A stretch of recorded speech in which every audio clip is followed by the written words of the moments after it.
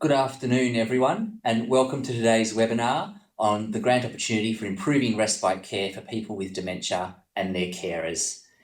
As we begin today, let's acknowledge that wherever we are around the country of Australia, we are meeting on the traditional lands of Aboriginal and Torres Strait Islander people and pay our respects to their elders past, present and emerging. Today, I'm joining you from Ngunnawal country in Canberra. A really big welcome and thank you to all of you today for your interest in this grant opportunity and for your participation in the webinar. I'd also like to welcome and introduce you to my three panel members who will take us through the grant opportunity today. So first of all, I have Holly Markwell from Hammond Care. Thanks very much for being with us, Holly. And then I have two of my team with me as well. So I have Frances Healy, who's Director of the Dementia Data Awareness and Engagement section. Frances is based down in Hobart. And Marianne Madden, who's Director of the Dementia Training and Behaviour Support section, and Marianne's based in Melbourne. And Holly, Frances and Marianne will take you through the detailed elements of today's grant opportunity. The purpose of the webinar today is to provide you with an overview of this grant opportunity, the program objectives and the available funding. We're going to outline the three streams of activities that are included in the grant opportunity and provide an opportunity to answer any questions that you may have. Before we jump into it, a couple of notes of housekeeping. First of all, please note that this webinar is being recorded and we will share a copy of both the presentation and the webinar recording with participants after the event. We do encourage you to submit questions for us to answer, and you can do that using the chat function in the bottom right hand of the screen. We'll answer questions at the end and get to as many as we possibly can. If there's any that we don't get to or any that are more complicated and need a more detailed response, we'll provide a written answer by updating the frequently asked questions section of the grant documentation on Grant Connect. But let's move into a bit of a broad overview of this grant opportunity. The Royal Commission into Aged Care's Quality and Safety highlighted the need for enhanced support for family and informal carers, including dementia-specific respite services as a core element of improving support for people living with dementia, their carers and families. And dementia care as a whole was one of the areas for immediate priority identified by the Royal Commission. The Institute for Health and Welfare estimates there are between 135,000 and 327,000 informal carers or family and friend carers who support people living with dementia in the community. Carers of people living with dementia, often the person's partner, provide a key support along the dementia journey and are often critical to the person with dementia remaining in their own home for as long as possible. While caring for someone can be a really enriching and positive experience, it also has its challenges and can take a physical, emotional and financial toll on the carer. We know that dementia carers are significantly more likely than other Australians to have low levels of wellbeing and are less likely to report good or excellent health. 47% of primary carers of people living with dementia in 2018 were providing on average 60 hours of more care per week. And 41% of primary carers of people living with dementia reported that they were frequently felt weary or lacked energy. In the department, we've also heard there is a need for more innovative and flexible approaches to dementia-specific respite care and respite care planning so that it's flexible in terms of length of stay, in terms of delivered in a home-like environment, and preferably delivered within a person with dementia's own community. This grant program makes available funding in three streams to support innovative approaches to the provision of dementia-specific respite care. Stream 1 is Dementia Carer Respite and Wellbeing Program, and that will be trying to expand a model of dementia respite that Hammond Care has been running called Support at Home, which Holly will talk you through. Stream 2 is about innovative approaches to delivering respite care programs and respite care planning for people with dementia and their carers.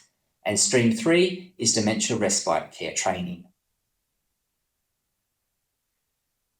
In terms of the technicalities of the grant opportunity, the Improving Respite for People with Dementia and Their Carers grant opportunity opened on Grant Connect on Monday, 5 December, after being open as a forecast opportunity for a number of weeks prior to that. Applications will close at 2 p.m. Australian Eastern Daylight Saving Time on Monday, the 16th of January 2023. Questions, if you have any, can be submitted to grant.atm@health.gov.au, and you can see that email address on the screen in front of you. And we need to receive questions by 5 p.m. on 9 January so that we can answer them before the closing date for the grant opportunity. You can apply under one or more streams. However, we will need a separate application form, including the attached requirements for each stream that you wish to apply for. And you can visit grants.gov.au for the grant documentation and application. And you can grant documentation and application. And to find this easily, you can search for the grant opportunity number, which is GO5835. Let me talk you through briefly the high-level outcomes that we're looking to achieve through this grant opportunity.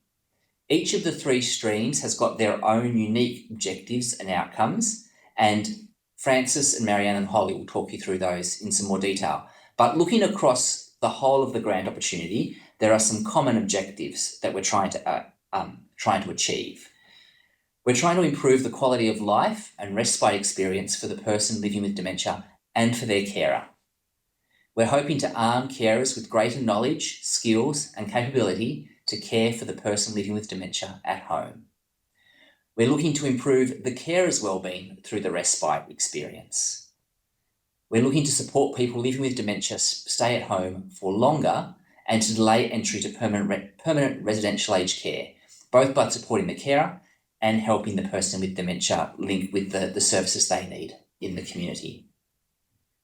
We want people living with dementia and their carers, in collaboration with respite care providers, to plan for the regular and repeated use of respite care as something that enables that life in the community for a longer period of time. And we want to support the aged care sector and its capacity to deliver high-quality dementia respite care and service, including respite care plans, and make that part of core business for aged care provision.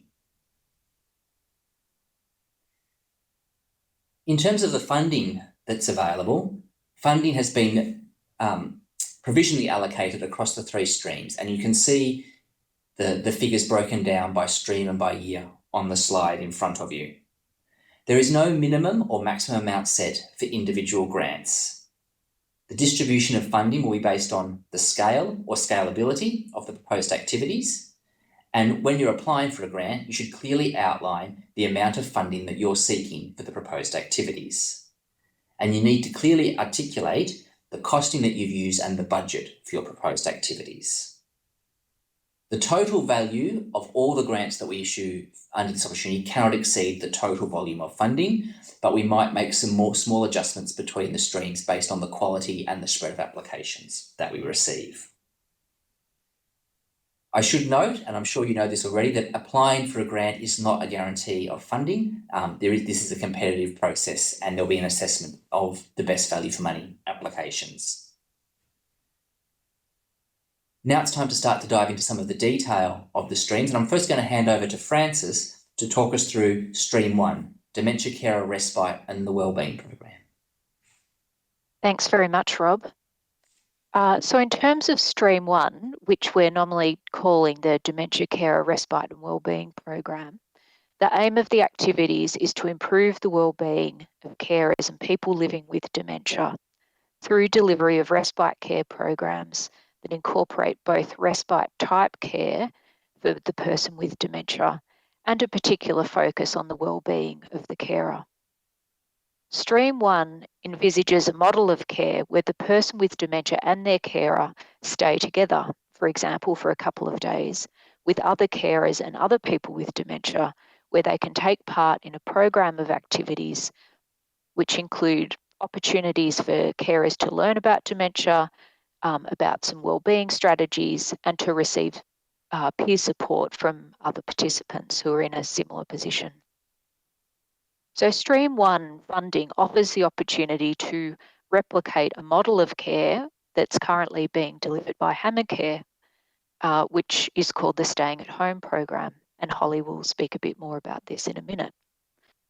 The Staying at Home program delivers combined respite care, where carers and the person living with dementia stay together overnight, builds carers' knowledge and skills and gives them practical strategies for supporting people who live with dementia.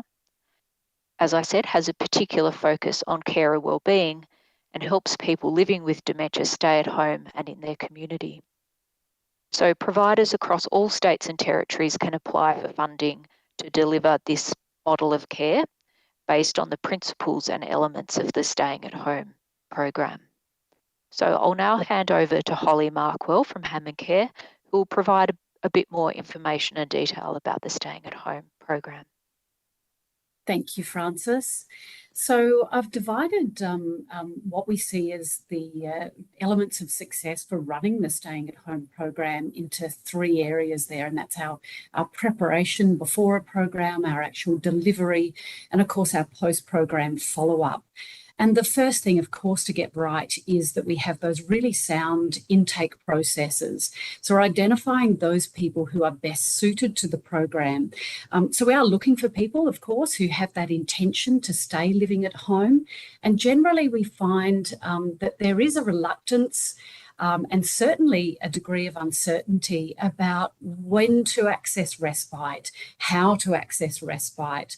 And this is, of course, most relevant, generally speaking, for people who are approximately 6 months to 2 years post-diagnosis. But we do a lot of time face-to-face with people, if we can do it in person. If not, we do it via telehealth to really determine whether they are the right fit for the program. And of course, we're looking for that permission from both parties to be involved. So people are often not thinking about respite as a way to sustain the caring relationship early on in the progression of dementia. And we know, of course, that we're hoping to influence that by helping them to see respite as an earlier kind of circuit breaker, if you like, so that that sustainability in the relationship can be maintained. In terms of the actual program delivery, it's quite flexible, it's quite dynamic. Every program so far has been just that little bit different because of those 6 couples that make up that program and what their actual needs are. But the real beauty of it that I see is when we allow that space in the program, not just that we're there delivering that information, but when we allow that peer support and peer learning to really bubble up and for people to make those connections with each other, it becomes a tremendously powerful experience. And, you know, comments like, I came with, you know, a black cloud hanging over my head and I leave with the sun shining on my face. So comments like that are not unusual for us to get. And they really speak to the quite the transformative kind of experience that people have in a reasonably intense and short period of time. So we have staff who stay overnight, and sometimes it is those connections that people form informally, not just with us as the facilitation team, that really help people to see things in a different light and give them that quite different perspective. So we're very fortunate that we have been able to choose very comfortable physical environments, either respite cottages or occasionally retreat style accommodation that helps to create those opportunities for engagement, opportunities for one-to-one, you know, with participants, with a medical specialist, for example, whatever really that person needs to help demystify dementia and also to help them feel much more comfortable with their access of respite and what they'll do going forward. Following the program, of course, we also want to make sure that we provide that right support. So it might be that we look at a referral to Dementia Support Australia for that more proactive behaviour support, and also really help point people in the right direction for those linkages to community supports at the right time.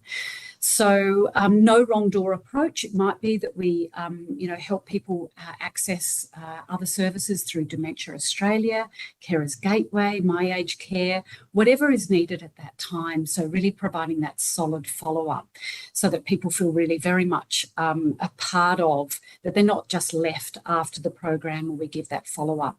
We're also doing some assessments, of course, and over time we'll be collating that data to see what change there is in really one of our key markers as to the evaluation of the program, and that is whether there's been a shift in the carer stress and the fatigue that can come about.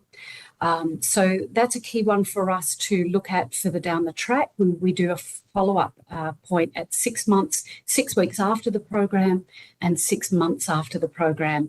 But I think one of the best ways to actually see it is to hear it directly in person from the people, from our participants. So I'm wondering if we could show the short video from one of our very first programs. If we could show that video next, that would be fantastic. Thank you.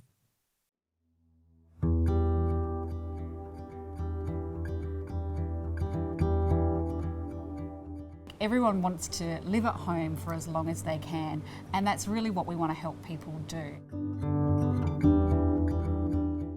For most of us, home is a place of security, a place of comfort, and a place of familiarity and joy. So the Staying at Home program is an Australian government funded initiative, and what it delivers is a carer wellbeing and respite program. If we can help people develop new skills and build new strategies to support themselves, both the carer and the person living with dementia, the ability to stay at home longer becomes more accessible and a better option. I feel a little more in control because now I can see how I can handle the situation, which can be quite challenging at times. At the same time, what we are doing is working really closely with the person living with dementia to really support them and introduce to them things like activity modification. How can they maintain the activities that they love? I spend a lot of time in the garden, so it's so nice to be amongst it again. I have to say I'm enjoying it. I've learnt a few things. We provide a residential experience to people living with dementia and their carers, and that can be their primary carer or their secondary carer. Introducing respite in a way that's safe, that's really positive and really comfortable. I like the fact that we could both stay here together so that Cole has not been at all stressed by being alone. The rooms are lovely and it's been wonderful. I've come back at each meal time and he has a smile on his face. So he's obviously enjoyed the activities. I think for the carers, one of the best things that they get is knowing that they're not alone. So they're talking to other people who are experiencing similar things as them and actually learning from each other as well. What you're going through is no different to what everybody else is going through, and the support network that will follow through from this, people that you can ring, and if you need help or just, as they said, just to vent to somebody when life gets too hard. All of our participants can contact our service 24 hours a day, 7 days a week at any time for any reason. So the Staying at Home program is a government funded program, so there's no out-of-pocket expenses for the person living with dementia or the carer. The main object is to try and keep our partners at home for as long as we can, and this is all helping.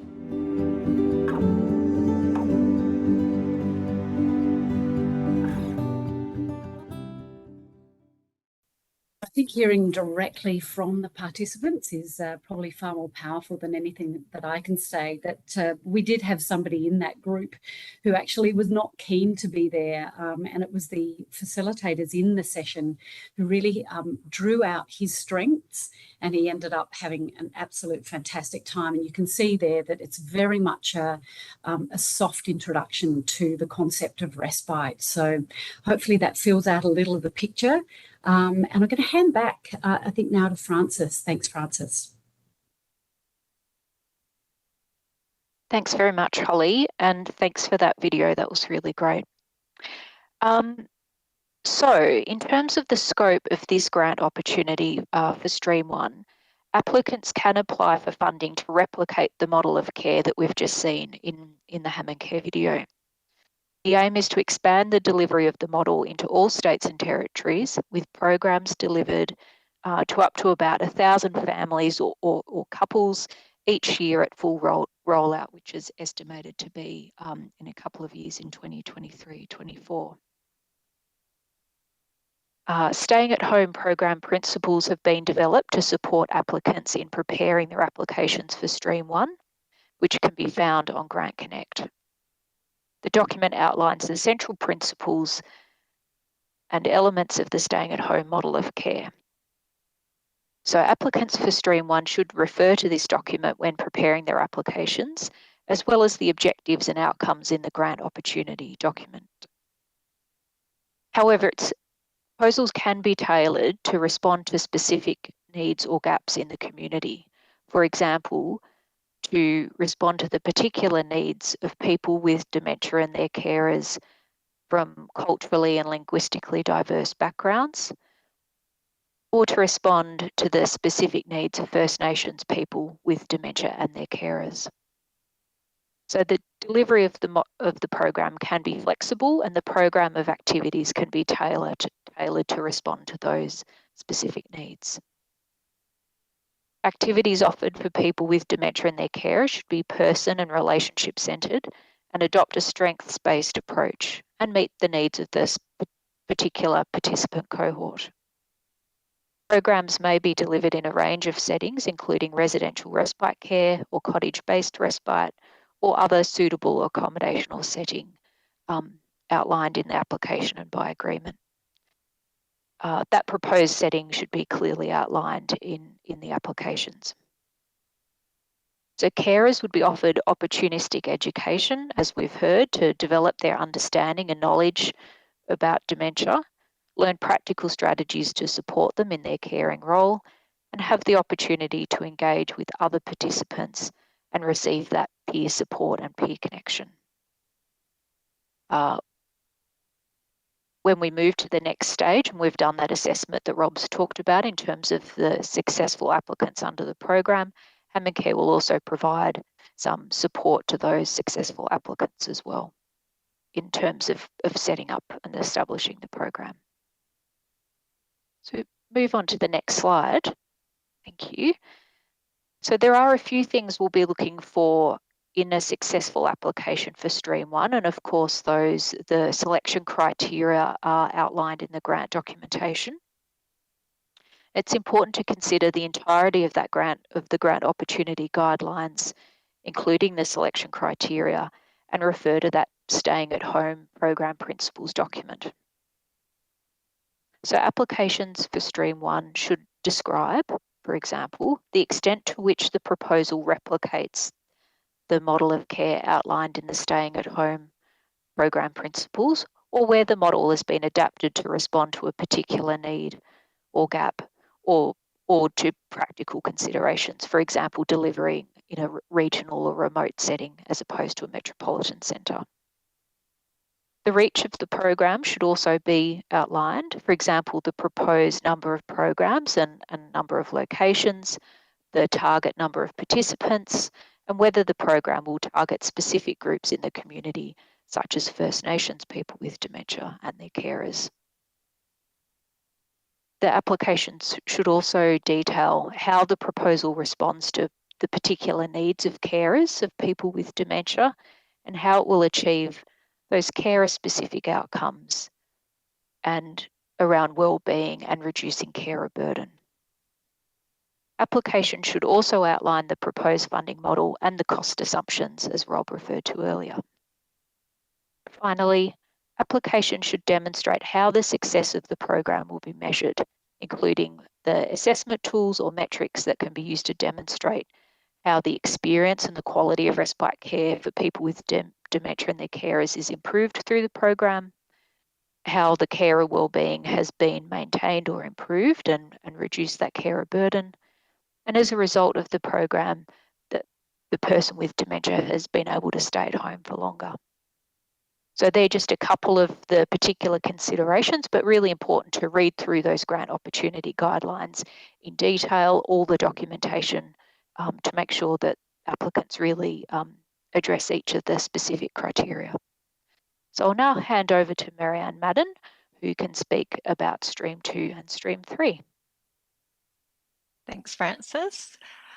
So in terms of Stream 2 supports the delivery of innovative models of respite care and respite care planning, particularly for overnight respite stays that meet the unique needs of people living with dementia and their carers. Stream 2 includes the opportunity to trial new approaches. So programs or models should be innovative, scalable, and also represent value for money. Respite care programs may consist of either day or overnight programs of 1 or more consecutive days or nights. Activities should incorporate respite care planning to support a holistic respite stay and regular respite use. And applicants should consider dementia respite care planning as an activity undertaken alongside a person living with dementia and their family to understand the person's goals and preferences. The care plan should support the improvement of the experience and the quality of the respite stay. And applicants should consider the scheduling of respite stays and occasions of respite use so that occasions of respite are increased and repeated. So just move to the next slide. In terms of what's in scope for dementia care respite planning, this is particularly focused on overnight respite care stays, which involve consideration of the person's life history, culture, and individual needs and preferences.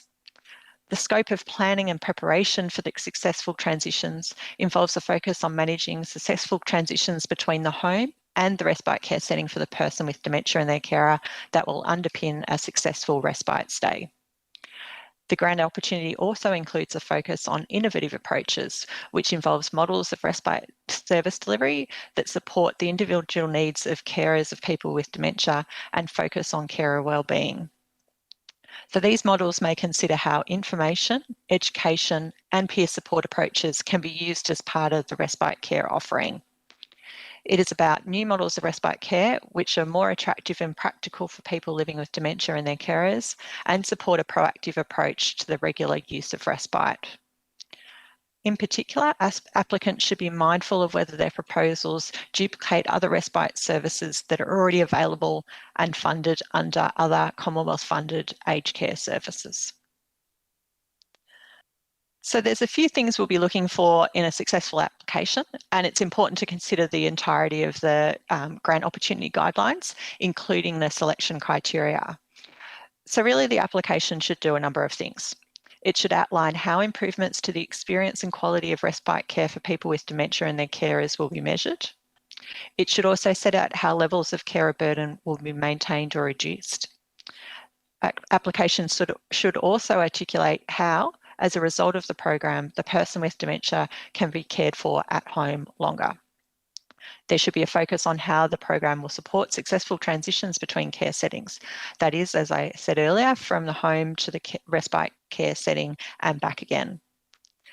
In addition, the application should describe several things, including how dementia respite care plans will support a quality and holistic respite care experience, how the planning for the regular and repeated use of respite care stays would occur, and how respite care planning is embedded as a core element of service delivery beyond the life of the specific grant agreement.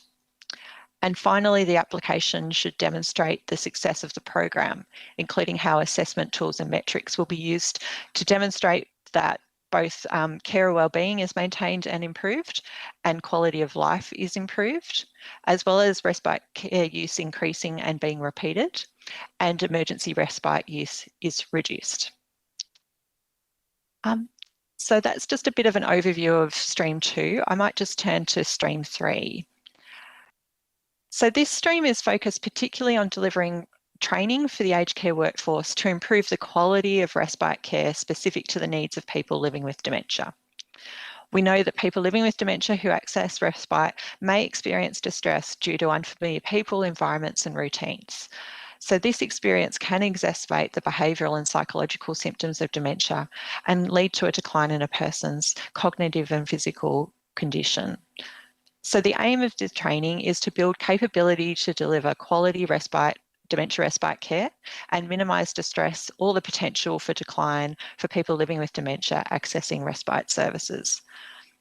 So the idea is that training should be accessible to the aged care workforce across a range of respite settings with a focus on residential and overnight respite care settings. Again, similar to Stream 2, training delivered under this grant should not duplicate other Commonwealth funding. In particular, under this stream, it should be noted that the Australian Government funds programs focused on building the knowledge and capability of aged care staff in relation to dementia, such as through the Dementia Training Program. Respite care training under this grant opportunity should demonstrate an awareness of and complement existing investments. Turning to the next slide. So really, to improve the quality of dementia respite care, training and education needs to build understanding of the specific care needs of a person living with dementia accessing respite. So this includes things such as supporting successful transitions between respite care settings and home for people living with dementia and their carers, strategies to help minimise the risk of distress for individuals accessing respite services, and understanding and supporting reablement services during the period of respite. In particular, training should reflect the diversity of respite care recipients and consider how an individual's respite care needs will be identified and met. This might include partnerships with other organisations to deliver or develop culturally appropriate training. I should say that training provided under Stream 3 should reflect best practice dementia care. This may eventually include successful interventions from the innovative grants under Stream 2 as findings from those activities evolve. But in saying that, as a reminder, each application will be considered independently, and any part of your application that is dependent on an application in another stream must be clearly identified. As we've said at various times through the webinar, all applications will be assessed on their merits, and a successful application in one stream is no guarantee of success in another stream. Just turning a little bit back to the training explicitly, we expect training will be freely available and accessible to the dementia care respite workforce through both face-to-face and online delivery. And to ensure as broad a reach as possible and to minimise duplication, this stream would ideally suit a single national provider or a combination of providers that can demonstrate national coverage. So as I said earlier, again, it's important to consider the entirety of the guidelines in developing your application. Particularly for Stream 3, applicants should demonstrate expertise in dementia care and a well-developed understanding of respite care and the aged care sector more broadly. They should also have experience in delivering successful training programs, and as I mentioned, the ability to provide training in every state and territory across Australia. In terms of what we would consider a strong application, we think that that would demonstrate an understanding of existing dementia care training and how the proposed respite care training will complement or leverage those existing resources to avoid duplicating what is already available. It will also demonstrate what training for the dementia respite workforce will include or how it will be developed, including any identified priorities. It will also identify and demonstrate how the needs of diverse groups will be met, as well as any partnerships with other organisations to develop or deliver the activity, including evidence of the agreed arrangements that will be put in place. As for all streams, the successful applicants will be required to participate in evaluation activities for the program and contribute data and information on request. That's an overview of Stream 2 and Stream 3, and I'll now hand over to Rob for the questions and answers. Great, thanks very much, Marianne and Francis and Holly, all of you, for the information that you've shared. And thank you for all of you watching for the questions that are starting to flow through. A reminder that you can use the chat function in the bottom right of your screen to submit questions. It's not too late to do that now. And the questions and the answers that we give today will all form part of the Q&A document that goes with this grant opportunity, and that includes any that we either don't get to or we decide to take on notice because they need a more nuanced answer. So let's jump into some of the questions that we've got already. And the first one that I can see there is this grant applicable to online platforms that will ease the life of carers to find respite care support for people living with dementia? I think the short answer to that one is no. Stream 1 and 2, you've probably heard from our speakers today, are really about the delivery of respite care services, and Stream 3 is really about the education of aged care providers and the aged care workforce on how best to deliver respite care. There are a couple of other measures that government is working on at the moment that go to that navigation question, and it includes things like face-to-face services through Services Australia offer, the Care Finder network that is rolling out, and expansion of the National Dementia Support Program. So there are measures in place to do that, but this grant opportunity is not that opportunity. The next question I'm going to ask you to help me with, Marianne, and it's about what we mean by having national coverage under Stream 3. The exact question is it essential to have a national base for training for this application, or can training be run at one location in each state and territory? Thanks, Rob. So I think our emphasis on in this is around training being available in every state and territory across Australia. So your application to demonstrate how you propose to do that, that meets the aims and objectives aligned in the grant opportunity. So that's the emphasis that we're placing. So as I think I said in the overview, we think that potentially this grant opportunity for Stream 3 would suit either a national organisation or a group of organisations that have joined together to deliver the training, the respite training. Thanks very much, Marianne. Another one that we've received in advance was about cultural specific training for our First Nations people, and whether there was funding particularly for that cohort. There's not a separate funding stream for that, but I think you would have heard from both Francis and Marianne that absolutely one of the things that we want under both Streams 1 and 2 are respite care services that meet the needs of everyone living with dementia, regardless of their characteristics and life experiences. And so absolutely, and it's particularly relevant to selection criteria 1, be looking for, in your application, articulate how your model of care meets the needs of First Nations people, or a particular culturally and linguistically diverse community, or a particular geographic setting that's underserviced with dementia respite services. Marianne or Francis, is there anything further you'd add to that answer? No, thanks, Rob. Thanks, Rob. And I guess, just to really emphasise, we are really looking for and excited by those prospects of things that might particularly meet the cultural needs of First Nations people or the other diverse groups that we've talked about as well. So a question from Peter, going to some of them that have come through live today. Will the Hammond Care Staying at Home program framework or supporting documents detailing the program be shared? The short answer is yes, Peter. And in fact, there's a principles document that is part of the grant documentation pack on Grant Connect. But I don't know whether Francis or Holly, you'd like to articulate some of the other supports that will be available in helping providers under Stream 1 understand the model. Comment on that briefly before Francis. Yep, look, we will have a range of resources, as well as putting into, it's likely a community of practice type forum for providers. Really important that, we're able to pass on and share that knowledge that we've gained from running the program. So far this year, we've had 7 programs and plenty more to roll out next year. So we will have a provider portal where you'll have access to those types of resources to help you run successful programs. So Francis, I'm not sure if you want to add some more context to that. Thanks, Holly. I think that's a good overview. I think some of the other things we might do, like you said, a community of practice.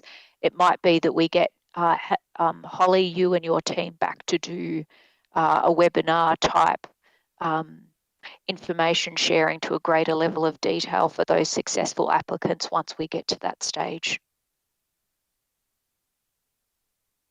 Great. Thanks, Francis, and thanks, Holly. Another question that we received in advance was whether sole traders are eligible for funding. And I'd point the person who asked that question and all of you to section 4 of the grant opportunity guidelines that talks about who is eligible to apply. And there is both a list of eligible corporate structures as well as then specific eligibility requirements for each of the streams. Sole traders are not explicitly listed in that list of eligible corporate structures, but I'd suggest go and have a look at that in detail and see how it aligns with your personal circumstances, your organisation's circumstances. There are definitely possibilities in there for partnerships and consortium arrangements if, as an individual, you can't apply. But then also have a look at what the individual specific requirements for elements 1 and 2 and 3 are, because there are requirements there to be an aged care provider, for example, for element 1, a registered training organisation or a university for element 3, for example. So do go and have a look at that section in some detail. The next question is from Jenny, and about the point that grant funding can't duplicate existing funding, and how might this be different for cottage respite if the carer already attends those and support is provided? So I think, Jenny, the issue with this particular grant is we're looking to introduce new and innovative services for respite care. I guess there's two sort of possible ways that might be, and I think we'd be looking for you to articulate for us how the funding that you're seeking would be different to what you're already offering. So for some providers in some places, it might be you've already got a residential respite care place or a cottage respite care place and you're adding something new to that service using this grant as a top-up. For other services, it might be that you are operating something brand new and different that has not previously been funded. Frances or Marianne, under elements 1 or 2 or streams 1 or 2 of the grant, are there particular considerations you'd like to highlight?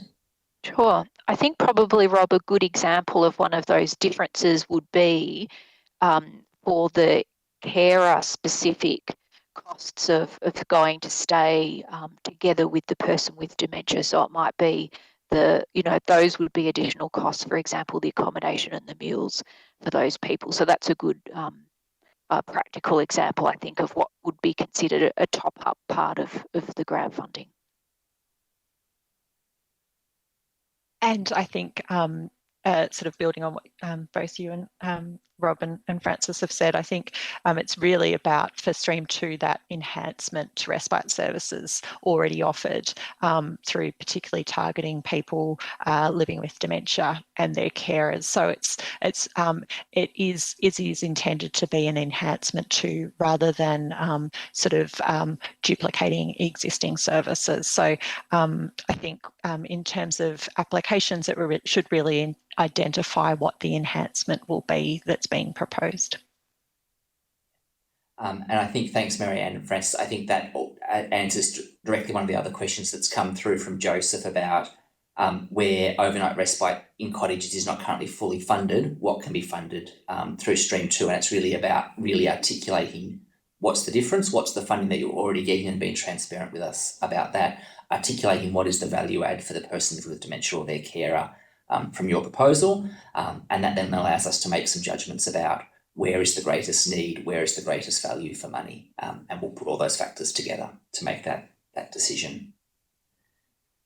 A related but different question from Peter is about ACAD assessment and whether this is required for access to overnight care.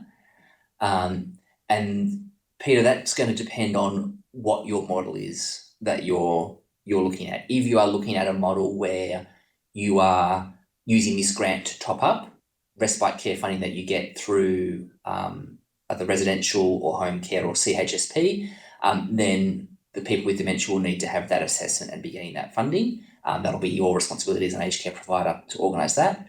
If what you're providing is a respite care model, that's for people at an earlier stage in their journey with dementia where they haven't yet had an aged care assessment, then obviously you'll need to reflect the full cost, but there won't be an expectation that they've had an aged care assessment.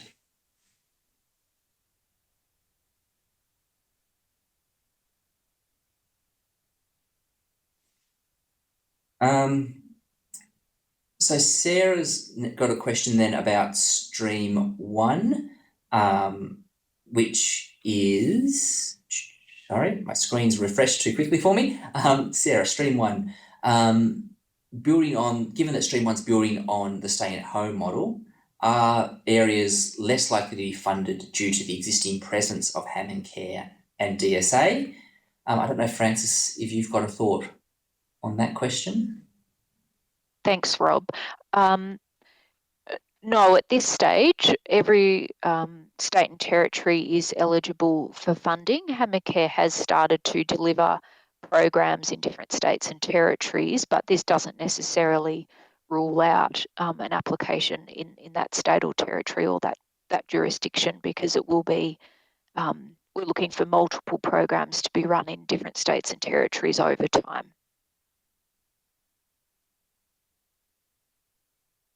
Thanks, Frances. Next one is from Teresa, and it's in relation to stream 3. So coming your way, Marianne. Is the training geared at the workforce, or is there scope for family and carer education as well?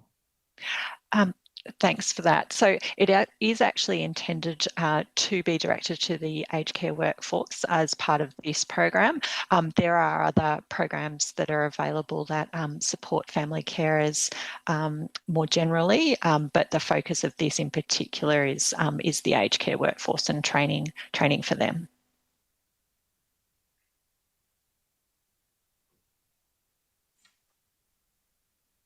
Thank you, and sorry, I'm just letting my screen refresh again. Thank you for all these questions that are coming in. It's great to see such a high level of engagement. I might come to you again, Marianne, with a question about stream 2 from Sarah. Sarah says, it was mentioned that stream 2 has a focus on overnight respite. Would a combination of models inclusive of overnight, but also other models, be acceptable? Yes, so yes, it is both overnight but also day respite as well. So it can be either or a combination of both, and that's eligible to be considered as part of the program. Excellent. Thanks, Marianne. I might try and answer Martina's question next, and Martina's framed it as a question around stream 1, but I actually think it's relevant for stream 2 as well. Martina asked, what's the geographic reach or catchment that is expected from stream 1 providers? The short answer is that we haven't set any parameters around that, Martina, for either stream 1 or stream 2. What we're asking you to tell us is what is the reach of delivery that you'd expect to provide in the model that you're proposing? What's the cost that you see as being associated with that model? And then when we're assessing applications, need to make judgments about, have we got the best possible spread geographically across the country? So we're not predetermining that in terms of what you should submit as an application. It'll be a factor for us about deciding which of the best applications to submit will be how we get that geographic spread across the country.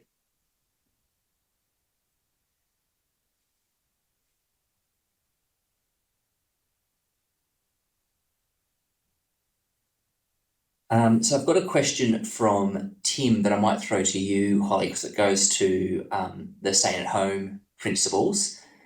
Tim asks the staying at home principles document states a dementia diagnosis is an eligibility criteria. Can you elaborate on what this diagnosis entails? Does it mean mini mental state exam? Does it mean geriatrician diagnosed? Tim had thought that people in the support home program just needed demonstrated acknowledged cognitive decline. Yeah, look, that's right. We're fairly kind of, I guess, inclusive in that regard, because we know that we still have a number of people who have an unspecified sort of dementia diagnosis or a very reasonable suspicion of, neurological, major neurological disorder. But I guess, if we have any sense of doubt that perhaps things haven't been ruled out and adequately managed right at that front end with the primary health carer, then of course we're very keen to make sure that the person is referred back in to establish what might be going on there, to rule out anything else which might be occurring, which could look like dementia. But for most of the people that we have had inquiries from, they have had a diagnosis, and if it's not from a specialist, that's fine. If it is just a an unspecified dementia diagnosis, we're not looking for any particular rating on the MMSE, but really, I guess, because we are meeting with both the person living with dementia and the carer in that kind of telehealth environment, we get a really good sense of where they're at. And plus we use the Lawton-Brody instrumental activities of daily living. We use the global deterioration scale and the Zarat burden interview to really round out our knowledge so that we're getting that, that right target kind of group. So hopefully that answers the question. Thanks very much, Holly. I've got two more questions from Rachel about Stream 1, and I think one I'll throw to you, Holly, and one I'll come to Francis about. The one for you, Holly, is in terms of the peer support component of the Support at Home program. Is the peer support component an intentional structured element, or is it more an informal part of the overall model? In a sense, it's both. It happens quite naturally in quite an organic way with how people interact in the program because they're living in a house together. It can feel, as I said, with some of the locations, particularly a bit like a retreat almost. But we allow within the program, particularly those the carer sessions, where, for example, carers might be, away from their person they're caring for up to 6 hours, and that can be quite an unusual kind of situation for them to be in. But we really allow within that program, we run it very much as a group session and allowing that space for the peer support to actually, which will arise as a natural consequence of allowing the space within the program. So although it arises quite organically as a function of people being within the home together, our facilitators are very conscious of how they can help draw out and when they need to step back effectively in order for people who are in that caring role to have that confidence to speak up, to educate effectively and provide that peer support with each other. So a bit of both. Great, thanks very much, Holly. And Rachel's other question that I think, Francis, is one for you, goes to the evaluation part of Stream 1. And is the expectation that providers follow a similar evaluation design as outlined in the session, or can they propose an alternative design for evaluation? Thanks, Rob. I think that probably a bit of both. I think it's important for a program like this to have some consistency in how it's evaluated across individual programs that are run by different providers, so we can bring together the evidence for the success of those interventions as a whole. But of course, if the programs have differences in their model and the way they're implemented, then they might need some difference in how they're evaluated as well. So that'd be something that could be negotiated with individual providers as well. Great, thanks very much, Francis. Got a question from Sue about if you've been trialling a day respite program for a period of time that is not currently Commonwealth funded, would that be eligible? I suspect the answer is probably yes, but it will depend a little bit on the circumstances, Sue. So I suggest make the application and just be transparent with us about what the story is there. If it's a case that you have a small amount of philanthropic funding to trial something, or the organisation's made a commitment to use some of its own capital to trial something, and this grant funding would let you take that to scale or make it a more enduring part of your service, then yes, I can see that as being something that would be eligible. If you've got long-term state government funding for the same thing, then we'd be more likely to say no. Not that I think that's probably the situation here. So just tell us that story, tell us how you've trialled it, where the funding's coming from, where the Commonwealth funding would let you take that next step, whether it's longer term, reaching more people. You can tell us that story. Diane also asked, can people on a home care package be included, or would they need to pay through their package? And for both Stream 1 and Stream 2, Diane, we're open to both models. We're open to models where there is a combination of aged care funding and this provides a top-up that lets you do a little bit more, or we're open to models that this grant provides the cost for the whole service. And it's just about you telling us which model you're choosing to operate in your service, and we'll then make a value for money decision about where we're going to get best bang for our dollar across all the applications. Another question from Melissa in terms of Stream 1, and is there a minimum number of participants the program has to reach? Is it acceptable to only have 3 or 4 couples during a program? I don't think we've set a really firm number. Part of the decision that we'll need to make is an assessment of value for money, but we certainly haven't articulated a minimum number. Holly or Francis, is there anything that you'd add to that answer? Yeah, happy to jump in there if that's okay. I guess what we've found is that we did once run a program where we had 5 couples and that was okay, but there really is a sense of having enough numbers really helps to kind of, have the people to bounce off effectively. So I'm not sure that you would have quite the right group dynamic. I think we've definitely found that the 6 couples is a really vibrant dynamic for the group. It's potential to run it with slightly less, but I would be a little reluctant from my point of view, certainly to have less than around about 5 couples within a group. Thanks very much, Holly. I think that's a useful consideration for people to bear in their minds. A question from Deborah about whether the funding under Stream 1 will be part of the support at home in terms of reporting and payment structure, or will it be offered as an annual grant? And the short answer is we will be looking to enter into separate one-to-one grant agreements between the department and the successful applicants under Stream 1. So where we're talking about the support at home program, what we have is a model of respite care for dementia and their carers that has been refined and tested over a number of years, published in the academic literature as having significant benefits to quality of life for both carer and person living with dementia, and then savings for the Commonwealth down the track in terms of prolonged entry to residential care. So that's why we're sort of pointing to the model and saying we'd like to replicate this, but we're also conscious that the stay at home model's been run in one particular set of circumstances, and we'd like to try and apply those principles in other circumstances. So that's the reason for the explicit link back to support at home, is there is an evidence base for it, but we're looking then for you as individual providers to think about how might you take those principles and apply them in a way that's meaningful in your location, in your service setting for a particular group of the population, whether it's First Nations people who speak a language other than English, and tell us how that'll work for you. And it'll be a one-to-one grant between ourselves and the successful applicants. I don't know, Francis or Marianne, if you've got the GOGs in front of you to answer the question from Erica about capital and whether that can be, I think I've got a nod from you, Marianne. Yeah, so we do, handily I've got it in front of me. So page 17 of the Grant Opportunity Guidelines specify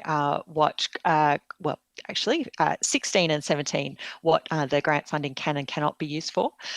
So it cannot be used for major capital expenditure and major construction and capital works.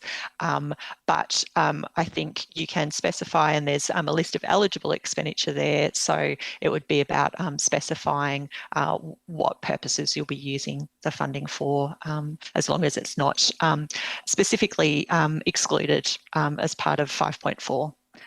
Then just outline what your intentions are. Thanks very much, Marianne. And you can keep your microphone on because I've got one last question. It'll be our last question because we're right up on 1:30 now. But for Stream 3, for the education, can that include a focus on community carers and coordinators in addition to respite or residential aged care carers, and particularly in regards to having respite conversations early? Yes, yeah. So look, I think we take a broad interpretation of aged care workforce. So it's really a kind of key part of the focus within Stream 2 is on, and Stream 3 is around creating a good transition between home and particularly residential aged care. And so Stream 3, it's really about delivering training to those key workforce that assist with that process. So we are open to proposals that people have in relation to the workforces that they would direct the training towards. Great. Thanks very much, Marianne. Thank you, Francis and Marianne and Holly, for your help working through those questions, and a really big thank you to all of you who participated and contributed questions.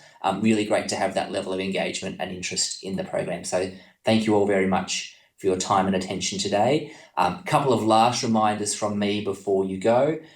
First is that you can continue to ask questions, submit them to grant.atm@health.gov.au, and any questions that you submit up till 5 p.m. Monday, the 9th of January, we'll answer. And we'll also keep updating the frequently asked questions document that's part of the grant package to give you some more information as we go. And then obviously the critical date is the closing of the grant opportunity, which is 2 p.m. Australian Eastern Daylight Saving Time on Monday, the 16th of January. So thank you again very much for your attention and interest, and really looking forward to the outcomes of this grant opportunity. Thank you.